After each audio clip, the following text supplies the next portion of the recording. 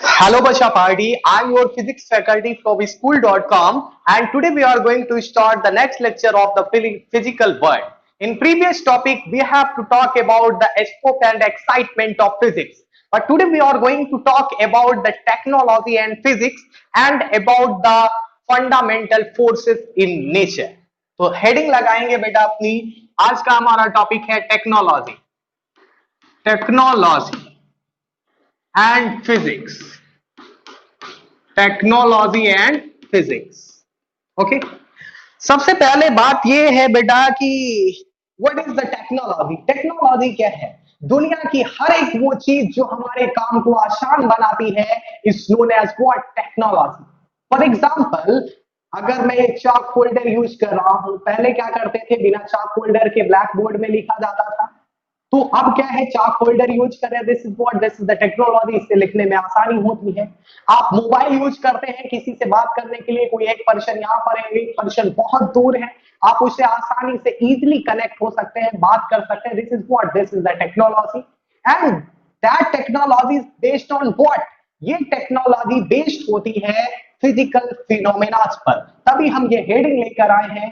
Technology and physics तो यहीं से बेटा मेंशन करेंगे what is the technology the using of tools which is based on the physical phenomena तो बेटा इधर से नेक्स्ट हेडिंग लगाएंगे टेक्नोलॉजी टेक्नोलॉजी क्या है इसकी डिफिनेशंस बेटा using of tools using of tools using of tools which is based on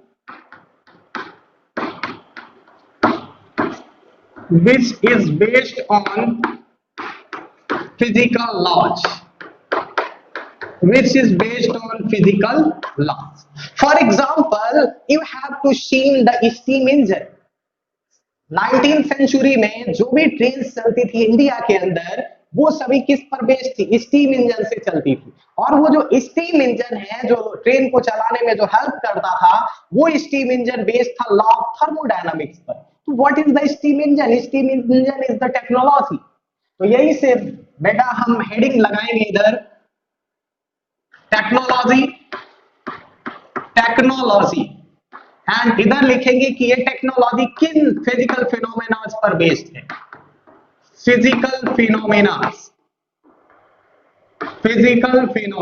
okay first हमारी टेक्नोलॉजी है that is the steam engine that is based on the law of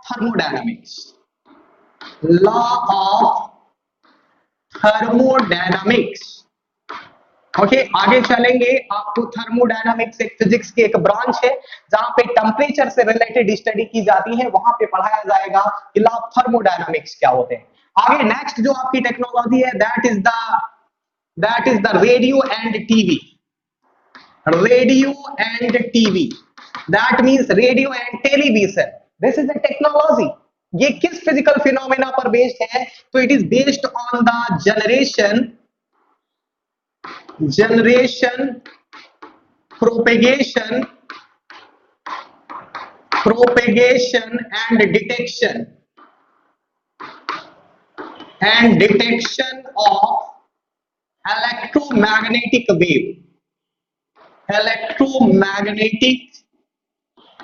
wave इस पर based है अब ये बात आती है कि sir generation propagation and detection of electromagnetic waves का मीनिंग क्या है सबसे पहले जो रेडियो या टेलीकम्युनिकेशन में जो वेव्स जो हम यूज करते हैं that is the electromagnetic waves ये इनविजिबल वेव्स होती हैं पहले क्या होता था जो टेलीफोन वगैरह होते थे वो तार केबल के हेल्प से वॉइस को भेजा जाता था उनकी फ्रीक्वेंसी को जगह जगह मॉड्यूलेटर लगाकर इंक्रीज किया जाता था बट अब क्या है अब हम इलेक्ट्रोमैग्नेटिक वेव्स के हेल्प से हम कम्युनिकेशन को संचालित करते हैं तो यहाँ पर क्या है कि सबसे पहले इलेक्ट्रोमैग्नेटिक वेव्स को जनरेट किया जाता है फिर उस इलेक्ट्रोमैग्नेटिक वेव के साथ वॉइस की फ्रीक्वेंसी को मॉड्यूलेट करके फिर से उसको प्रोपेगेट किया जाता है प्रोपेगेट का मतलब एक प्लेस से दूसरे प्लेस में भेजा जाता है फिर वहां से एक रिसीवर एंटीना लगा के उसको डिटेक्ट किया जाता है, और रिसीवर एंटीना लगाने के बाद जो पास में जो आपका दूसरा पर्सन है वो इस रिसीवर एंटीना से उस फ्रीक्वेंसी को लेकर क्या करता है, आपकी वॉइस को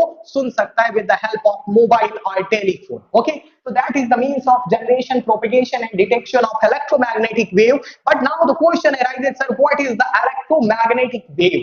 If you want to easily remember electromagnetic wave, then always remember a sentence in your mind, that is the बात समझते हैं इलेक्ट्रोमैग्नेटिक वेव की।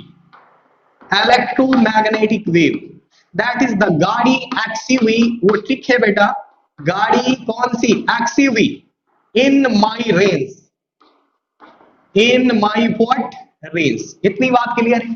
जी का मीनिंग है इधर से बेटा गामा रेंज से, ये आपकी गामा रेंज है, एंड एक्स है जो that means the X rays, U means ultraviolet rays, ultraviolet rays, okay, and V means visible rays, and next one I means infrared waves,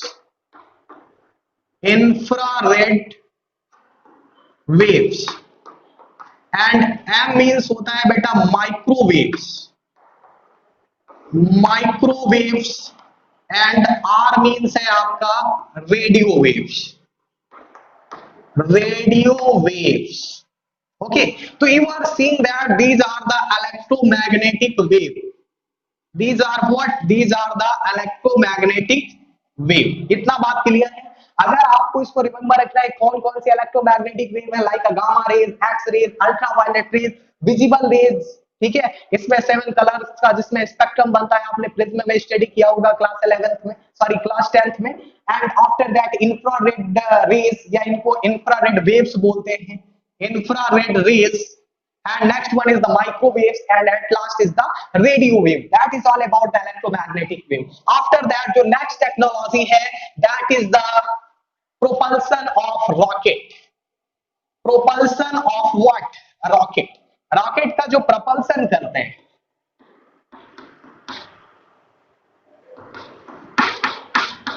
propulsion of rocket. आप कह दो sir ये propulsion of rocket ये किस बला का नाम है? अगर आपको स्पेस में जाना है, किसी भी अनदर प्लैनेट में जाना है, तो आप किसकी हेल्प लेते हैं? रॉकेट की। और ये जो रॉकेट की जो टेक्नोलॉजी है किस फिनोमेना पर वर्क करती है? तो ये बेटा Newton third law of motion पर बेस्ड है। किस फिजिकल फिनोमेना पर बेस्ड है? Newton third law of motion, Newton third law of motion. आगे चल के बेटा मैकेनिक्स में इसको स्टडी करेंगे, Newton first, second and third law को। नेक्स्ट है जो आपकी जो नेक्स्ट टेक्नोलॉजी है, that is the fusion test reactor. Fusion test reactor, ये फ्यूजन टेस्ट रिएक्टर किस टेक्नोलॉजी का नाम है? तो इस fusion test reactor is a technology जहां पर न्यूक्लियर रिएक्शन जनरेट कराई जाती है। कौन सी रिएक्शन बेटा? Nuclear reactions, that means atom को तोड़ के एनर्जी जनरेट कराई जाती है, आसान से शब्दों में कहें। इसी की टेक्नोलॉजी का एक और नेम है, that is known as the tokamak. क्या नेम है बेटा? Tokamak. It is based on the magnetic confinement of plasma. It is based on the magnetic confinement of what? Plasma per based. Okay, next technology, that is the giant meter wave radio telescope.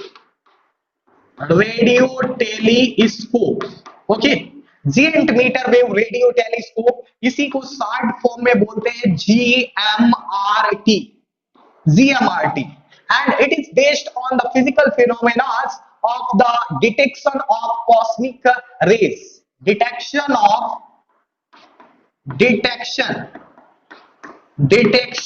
कौन सी rays बेटा? Cosmic rays. अब now the question arises, sir, what is the cosmic rays? क्या है ये, किस बला का नाम है?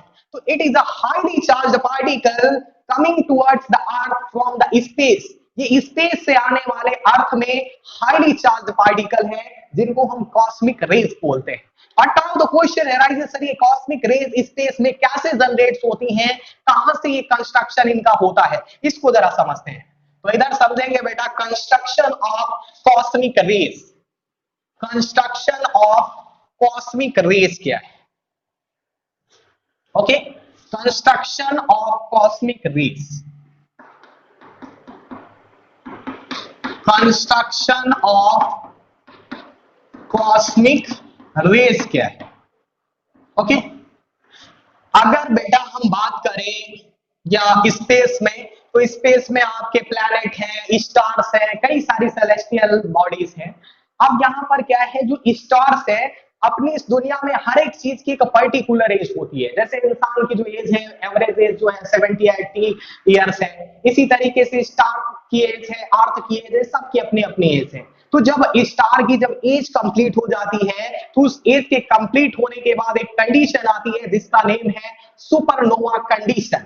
कौन सी कंडीशन बेटा? Supernova condition. स्टार की एक कंडीशन है जिसका नेम क्या है बेटा? Supernova condition. कौन सी कंडीशन? Supernova condition. और इस सुपरनोवा कंडीशन में होता यह है कि जो आपका स्टार्स है वो 2 पार्ट या 3 पार्ट में ब्रेक हो जाता है।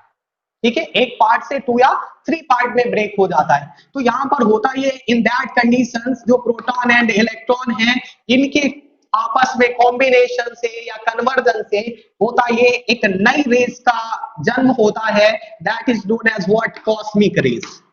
कौन सी रेस बोलते हैं?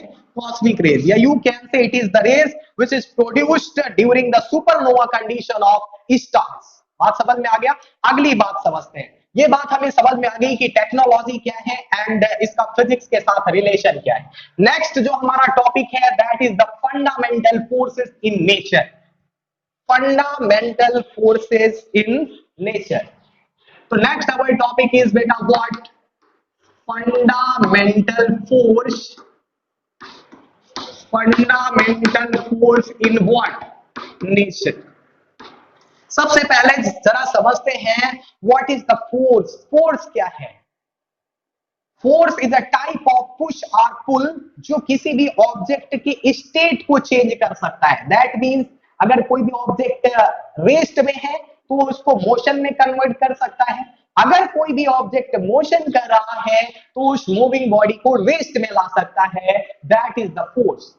ठीक है, एंड साथ ही साथ में स्पोर्ट्स की स्पेशलिटी है कि किसी भी ऑब्जेक्ट के स्ट्रक्चर को चेंज कर सकता है। दैट मींस सपोज अगर हम इस बोर्ड पे बहुत ज्यादा फोर्स लगाएं तो अभी इसका स्ट्रक्चर बहुत ज्यादा है, इसका वॉल्यूम बहुत ज्यादा है, एरिया बहुत ज्यादा है, तो जब हम इसको फोर्स लगाएं तो इसको हम बहुत कंप्रेस करके बहुत छोटा भी कर सकते हैं। किसकी वजह से? फोर्स की वजह से। That is the speciality of force. इतना बात क्लियर? I hope. अब बात करते हैं there are the 4 fundamental forces in nature. कितने फंडामेंटल फोर्सेस हैं? 4 फंडामेंटल। कौन कौन से बेटा? First is the gravitational force. Gravitational force, and next one is what? Electromagnetic force. Electromagnetic force, and next one is the strong nuclear force. Strong nuclear force, and that last one is the weak nuclear force. Weak nuclear force. इतनी बात clear. अब now the question arises, sir what is the gravitational force? जरा समझते हैं gravitational force क्या है। Gravitational force, okay. पहली बात तो जो ग्रेविटेशनल फोर्स है is a type of universal force. आप कहीं पर भी चले जाइए, मार्स में चले जाइए, सेलेस्टियल बॉडी की बात करिए, टेरेस्ट्रियल बॉडी की बात करिए, दैट मींस आप जुपिटर में हो, आप मून में हो, आप कहीं पर भी हो, ये फोर्स ऑलवेज एग्जिस्ट करता है। आप अर्थ में हो, वहां पर भी ये फोर्स एग्जिस्ट करता है। तो ये एक यूनिवर्सल फोर्स है। कैसा फोर्स है? Universal force. It is a universal force. And साथ ही साथ इसकी एक और स्पेशलिटी है, that is it is attractive force. कैसा फोर्स है? अट्रैक्टिव। और साथ ही साथ में ये दुनिया का सबसे वीकेस्ट फोर्स है जो एग्जिस्ट करता है कहां पर, नेचर पर। तो यहां पर लिखेंगे बेटा, it is attractive force, attractive plus weakest force, attractive plus what, weakest force in nature, in what, nature.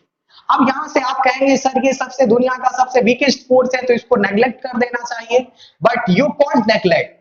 अब आप क्वेश्चन पूछेंगे सर ऐसा क्यों, इसको क्यों नहीं कर सकते, सबसे वीकेस्ट है ये, इसका फोर्स की वैल्यू इतनी ज्यादा होती नहीं कि आप इसे कंसीडर करें, but it's play a important role in our life या इन नेचर। आपका कोई भी प्लैनेट है लाइक अ मून, किसके अराउंड रिवॉल्व कर रहा है, अर्थ के अराउंड रिवॉल्व कर रहा है, due to which force, due to the gravitational force. अगर मैं इस पार्टिकल को या इस जो आपका ये चाक होल्डर है, अगर मैं इसको यहां से रिलीज करूं तो it will fall towards the centre of earth, किसकी वजह से, due to the gravitational force. That means we can't neglect it, हम इसको नेग्लेक्ट नहीं कर सकते हैं, इसका बहुत ही इंपॉर्टेंट रोल है नेचर में। बट नाउ द क्वेश्चन है sir what is the gravitational force, आप कैसे पता करते हैं, तो इसके लिए एक फॉर्मूला दिया था न्यूटन साहब ने, उसका फॉर्मूला क्या है इसको जरा समझते हैं। Suppose that if there are the two bodies, this is the first body which mass is m1 and this is the another body which mass is m2, but यहां पर क्या है कि इनके बीच का distance I have to suppose कितना है, small r। जो डिस्टेंस है वो ऑलवेज इन बॉडी के सेंटर से मेजर की जाती है, ये बात रिमेंबर रखिएगा। अगर ये डिस्टेंस r है, इसका मास m1 है, इसका मास m2 है, तो जो ग्रेविटेशनल फोर्स है, कौन सा फोर्स, ग्रेविटेशनल फोर्स, वो तभी अप्रिशिएबल है, सिर्फ और सिर्फ तभी अप्रिशिएबल है जब m1 इज क्या हुआ आपका m2, m1 is greater than m2। That means in दोनों बॉडीज में से किसी एक बॉडी का मास क्या होना चाहिए, ज्यादा होना चाहिए, या you can right m2 is greater then m1, तभी यहां से ग्रेविटेशनल फोर्स का एग्जिस्टेंस आना स्टार्ट होगा। अगर ये कंडीशन अप्लाई करता है तो यहां से जो ग्रेविटेशनल फोर्स होता है it is directly proportional to the product of both masses and it is inversely proportional to the square of the distance between them. अगर इसको मैं इक्वेशन फर्स्ट यूज करूं, इसको सेकंड यूज करूं, तो you can write F G is equal to, यहां से हो जाएगा capital G m1 into m2 upon क्या हो जाएगा r square, where capital G is what, capital G is the constant। क्या है बेटा, कांस्टेंट है, बात समझ में आया। F G is equal to क्या हो जाएगा, capital G m1 into m2 upon r square, this is a universal constant, बात समझ में आ गया।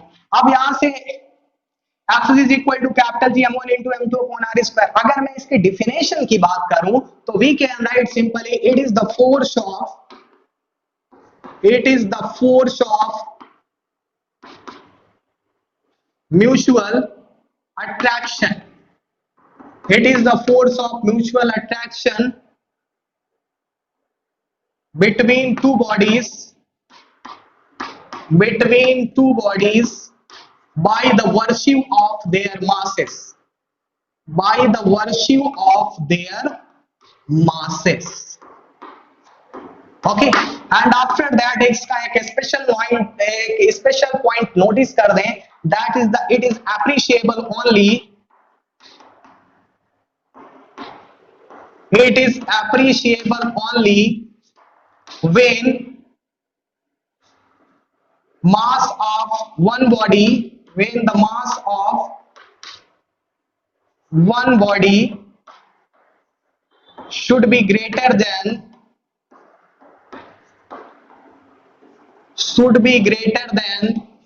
another body, इतनी बात क्लियर है। ये बात हमें समझ में आ गया कि ये ग्रेविटेशनल फोर्स है, हमने ग्रेविटेशनल फोर्स का डिस्कशन किया। That next force that is the electromagnetic force, electromagnetic force, that force is quite large as comparison to the gravitational force, इसकी जो वैल्यू है वो ग्रेविटेशनल फोर्स से थोड़ी सी ज्यादा होती है। Next force is what, electromagnetic force, ठीक है। इलेक्ट्रोमैग्नेटिक फोर्स क्या है? इस इलेक्ट्रोमैग्नेटिक से ही आपको समझ में आ रहा होगा, it is made by the two word electric plus magnetic. Electric plus and what? Magnetic. जो इलेक्ट्रिक फोर्स है ये कब एग्जिस्ट करता है? ये तब एग्जिस्ट करता है जब आपके चार्जेस किसमें हो? रेस्ट में हो। एंड मैग्नेटिक फोर्स कब एग्जिस्ट करता है? जब आपके चार्जेस क्या कर रहे हो? मोशन कर रहे हो। when the charges are moving। Okay, तो ये बात क्लियर है कि जो इलेक्ट्रोमैग्नेटिक फोर्स है वो तब एग्जिस्ट करेगा जब आपके चार्ज दोनों कंडीशन में हो। दैट मींस चार्ज रेस्ट पे हो में भी हो और चार्ज मोशन में भी हो, तब ये फोर्स एग्जिस्ट करेगा। बात क्लियर है? अब यहाँ पे बात आती है कि अगर इलेक्ट्रिक फोर्स निकालना है, सपोज दैट दो चार्जेस हैं आपके, दोनों सिमिलर नेचर के हैं, तो इनके बीच में जो फोर्स लगता है वो फोर्स ऑफ रिपल्सन एक्ट करता है। Force of repulsion. तो यहां से एफ आर की वैल्यू, सपोज दैट इनके बीच का डिस्टेंस कितना है? आर। तो एफ आर की वैल्यू आप निकालते हैं के Q1 into Q2 अपॉन किससे? आर स्क्वायर से, where K is a constant which is known as the Coulomb's constant, जिसकी वैल्यू क्या होती है? 9 into 10 to the power 9 newton metre square पर coulomb square. Newton metre square पर coulomb square. हमें अगर इलेक्ट्रिक फोर्स पता करना है दो चार्जेस के बीच में, तो हम तो इस फॉर्मूले का यूज कर लेंगे, बट मैग्नेटिक फोर्स कैसे डिटरमाइन करेंगे इसको जरा समझते हैं। सपोज दैट आपकी कोई भी एक क्या है? बॉडी। बॉडी किससे मिलकर बनी होती है? Always molecules. किससे बेटा? मॉलिक्यूल से। एंड मॉलिक्यूल किससे मिलकर बने होते हैं? एटम्स। अब होता क्या है, जनरली रूम टेम्परेचर पर कुछ ना कुछ टेम्परेचर होगा उस सब्सटेंस का। तो अगर आपका एटम के साथ इंटरेक्शन होता है, तो जब एटम का इंटरेक्शन होगा तो पहली बात ये समझो, एटम के जो फंडामेंटल पार्टिकल है that is the electron, proton and neutron. तो जब एटम का एटम के साथ इंटरेक्शन होगा तो होगा ये इलेक्ट्रॉन अपने ऑर्बिटल को छोड़कर उस सब्सटेंस में फ्रीली मूव करेगा। तो वहां पर उस कंडीशन में कुछ चार्जेस उस सब्सटेंस के अंदर या उस बॉडी के अंदर कुछ चार्जेस रेस्ट में रह जाएंगे और कुछ चार्जेस क्या करना स्टार्ट कर देंगे? मोशन करना स्टार्ट कर देंगे। तो यहां पर दोनों कंडीशंस वैलिड है इस बॉडी के अंदर। दैट मींस वहां पर कौन सा फोर्स प्रेजेंट है? इलेक्ट्रोमैग्नेटिक फोर्स प्रेजेंट है। अब इसमें मेंशन क्या करना है इसको जरा समझते हैं। तो it is the force which act between the charges, which acts between the charges। ठीक है।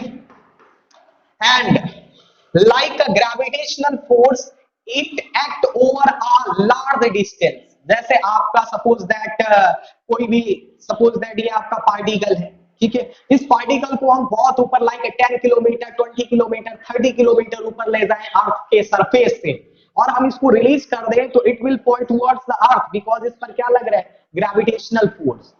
तो यहां पर क्या है कि एक बॉडी से दूसरी बॉडी की डिस्टेंस बहुत ज्यादा है, फिर भी ग्रेविटेशनल फोर्स एक्ट कर रहा था, वहां पे हमने देखा। बट यहां पर भी क्या है कि लाइक जो ग्रेविटेशनल फोर्स जितना डिस्टेंसेस के बीच एक्ट कर सकता है, इन द सेम वे वही स्पेशलिटी इलेक्ट्रोमैग्नेटिक फोर्स की भी है। तो बेटा it act over a large distance,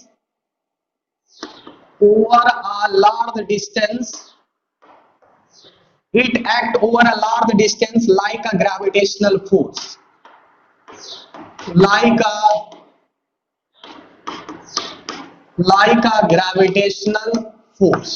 okay, and next अगर आपके चार्जेस रेस्ट में होंगे तो फोर्स हम लोग डिटरमाइन करेंगे बाय द कौन सा law? Coulomb's law. This is the formula of what? This is the formula of Coulomb's law. ये कूलॉम्स लॉ का फॉर्मूला है। कौन सा लॉ है बेटा? Coulomb's law. ठीक है। तो if the charges are at rest, if the charges are at rest, force is given by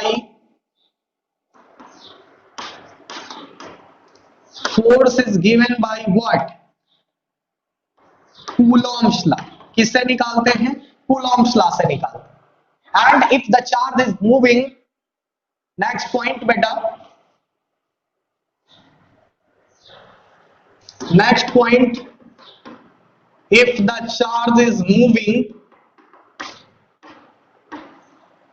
it produce magnetic field,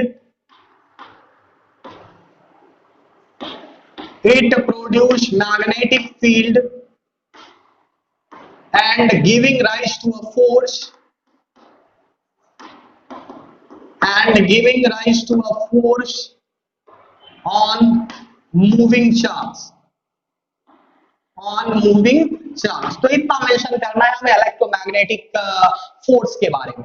next force that is the strong nuclear force. इस दुनिया में जो सबसे स्ट्रॉन्गेस्ट फोर्स है वो सिर्फ और सिर्फ केवल स्ट्रॉन्ग न्यूक्लियर फोर्स है। और इस फोर्स की स्पेशलिटी ये कहीं पर आपको नजर नहीं आएगा। क्यों नहीं नजर आएगा? बिकॉज ये बहुत अंदर है। अब सर कहां ये बहुत अंदर एग्जिस्ट करता है, इसको जरा समझते हैं। What is the strong nuclear force? Strong nuclear force, ठीक है। सबसे पहले बात ये समझते हैं कि ये जो फोर्स है it exist inside a nucleus, it exist inside a nucleus. कहां पर एग्जिस्ट करता है? न्यूक्लियस के अंदर। अब जरा न्यूक्लियस की कहानी समझते हैं। Suppose that this is the structure of atom and this is the small place inside a atom या inside a structure of atom, जहां पर आपका कौन एग्जिस्ट करता है बेटा? प्रोटॉन एंड न्यूट्रॉन एग्जिस्ट करता है, ठीक है। अब अगर हम इसको, इस न्यूक्लियस को, इसी को हम क्या बोलते हैं? न्यूक्लियस बोलते हैं।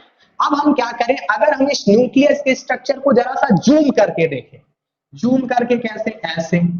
तो इसमें क्या प्रेजेंट होंगे? Proton, proton, neutron, neutron, proton, इस तरीके से प्रेजेंट होंगे।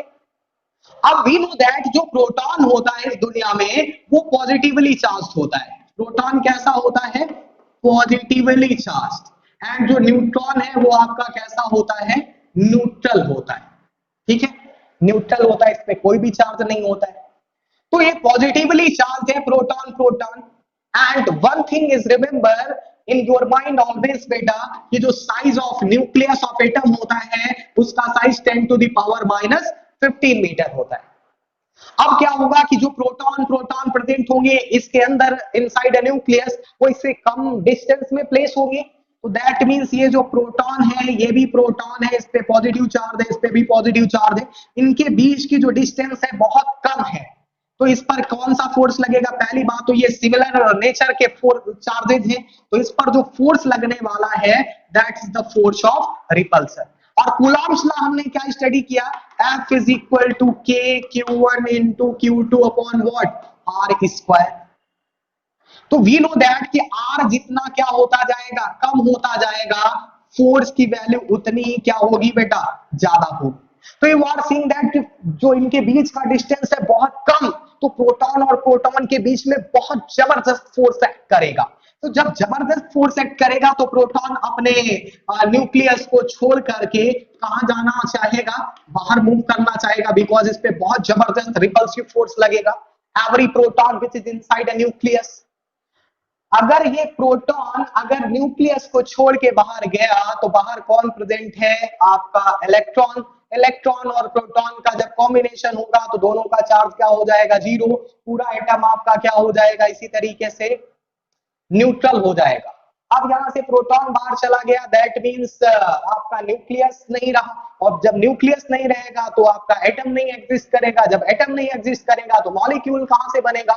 जब मॉलिक्यूल नहीं एग्जिस्ट करेगा तो कोई भी बॉडी, कोई भी सब्सटेंस नहीं एग्जिस्ट करेगा, मतलब पूरी दुनिया में कुछ होएगा ही नहीं।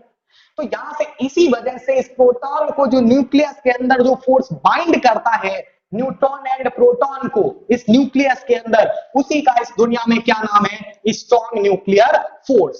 बात समझ में आई बेटा? स्ट्रॉन्ग न्यूक्लियर फोर्स की। तो अब यहां पर क्या मेंशन करेंगे जरा देखते हैं। मेंशन कर दें बेटा जरा, आपको लिखना क्या है? तो in a nucleus, in a nucleus, proton This is the positively charged. This is the positively charged, and electron. Sorry, electron नहीं बेटा, neutron. Neutron, this is the neutral. या अनचार्ज होता है, अनचार्ज. ठीक है. Are present. Are present. अगर ये proton और न्यूट्रॉन को अगर हम कलेक्टिवली फॉर्म में अगर बोले तो इसको शॉर्ट फॉर्म में बोला जाता है न्यूक्लियस. तो proton and neutron are collectively known as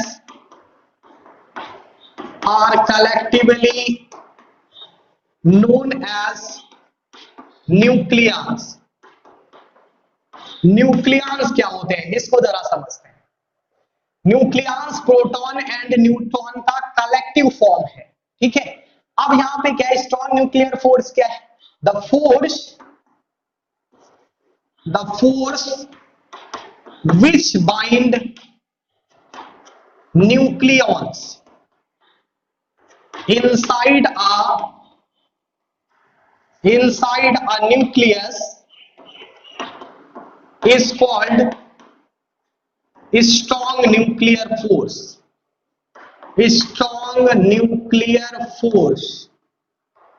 Okay, that is all about the strong nuclear force, and it is exactly, यहां से इसका स्पेशल नोट जरा मेंशन करें, it is exactly 100 times larger than the electromagnetic force. It is exactly 100 times larger, 100 times larger than the electromagnetic force. Electromagnetic force. इतनी बात clear है. Next जो हमारा फोर्स है जिसकी हम स्टडी करने जा रहे हैं फंडामेंटल फोर्स ऑफ नेचर में, that is the weak nuclear force. कौन सा force? Weak nuclear force. Weak nuclear force. Okay बेटा, तो वीक न्यूक्लियर फोर्स क्या होता है? अगर वीक न्यूक्लियर फोर्स इस दुनिया में प्रेजेंट नहीं होता तो क्या क्या होता, जरा पहले इसे समझते हैं. अगर वीक न्यूक्लियर फोर्स नहीं प्रेजेंट होता तो सन कभी ग्लो नहीं करता, रेडियम, प्लूटोनियम, कार्बन 14 डेटिंग जैसे एलिमेंट्स नहीं मिलते. ठीक है. अब क्या दो सर ऐसा क्यों? बिकॉज वी नो दैट अगर कोई भी आपका कोई भी एक न्यूक्लियस है, इस न्यूक्लियस के अंदर अगर आपके 83 प्रोटॉन हैं, तब तक तो ये न्यूक्लियस कोई भी रेडिएशन स्टार्ट नहीं करता. लेकिन जैसे इस न्यूक्लियस के अंदर 83 प्रोटॉन से ज्यादा प्रोटॉन का एग्जिस्टेंस आना स्टार्ट हो जाएगा, ये एटम या ये न्यूक्लियस तरह तरह के रेडिएशन करना स्टार्ट हो जाएगा. दैट मींस वो एटम या वो सब्सटेंस आपका रेडियो एक्टिव हो जाएगा. कैसा हो जाएगा? Radio active. रेडियो एक्टिव हो जाएगा, रेडियो एक्टिव सब्सटेंस हो जाएगा. ठीक है. इतनी बात क्लियर है. अब ये बात समझ में आती है कि रेडियो एक्टिव सब्सटेंस क्या होगा. ये जो फोर्स है वीक न्यूक्लियर फोर्स, इसका जो पता चला ये बीटा डीके में पता चला. इसमें पता चला बेटा beta decay. But now the question arises, sir ये बीटा डीके होता क्या है?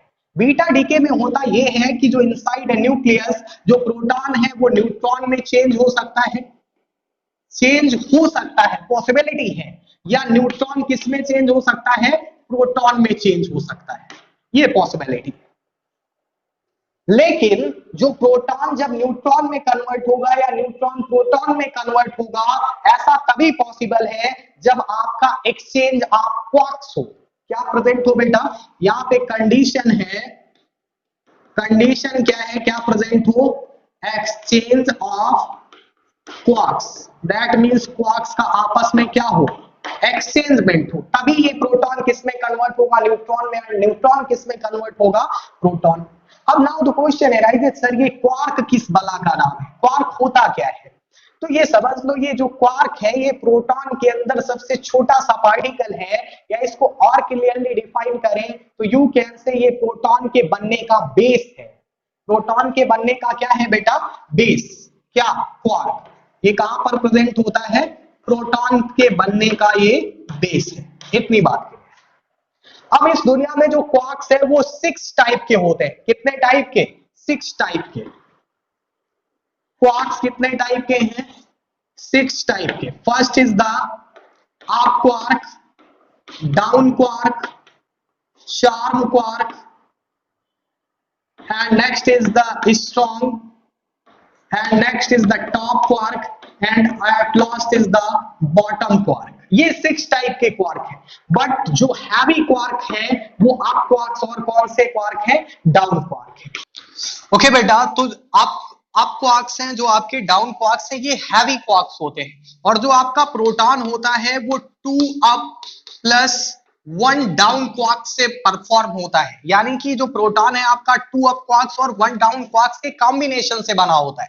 एंड जो आपका न्यूट्रॉन है वो आपका 1 अप प्लस 2 डाउन क्वार्क से बना होता है। ठीक है, अब क्या हो, अगर आपका ये जो अप क्वार्क्स है ये डाउन में कन्वर्ट हो जाए, दैट मींस यहां पर आपका सिर्फ और सिर्फ केवल 1 अप क्वार्क रहे और ये आपका 2 डाउन क्वार्क्स हो जाए, तो ये किसकी कंडीशन हो जाएगी, न्यूट्रॉन की। दैट मींस प्रोटॉन किस में कन्वर्ट हो जाएगा, न्यूट्रॉन में। अगर आपका ये 1 जो अप क्वार्क से आपका डबल हो जाए और ये जो 2 डाउन क्वार्क से आपका 1 हो जाए, तो यहाँ पर 2 अप और 1 डाउन, इसको क्या बोलते हैं, प्रोटॉन। तो न्यूट्रॉन किस में कन्वर्ट हो जाएगा, प्रोटॉन में।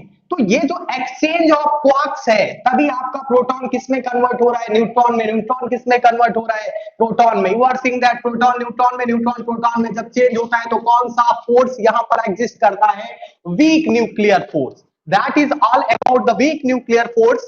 आज हमने डिस्कशन किया चैप्टर 1 फिजिकल वर्ल्ड। आज से हम इसको फिनिश करते हैं। जो नेक्स्ट चैप्टर है that is the physical world, जिसको हम नेक्स्ट लेक्चर में डिस्कस करेंगे। अगर आपको इस चैप्टर से रिलेटेड कोई भी प्रॉब्लम है, go and comment section of the YouTube and comment your problem. I will solve your whole problem. Thanks for watching this video till the and.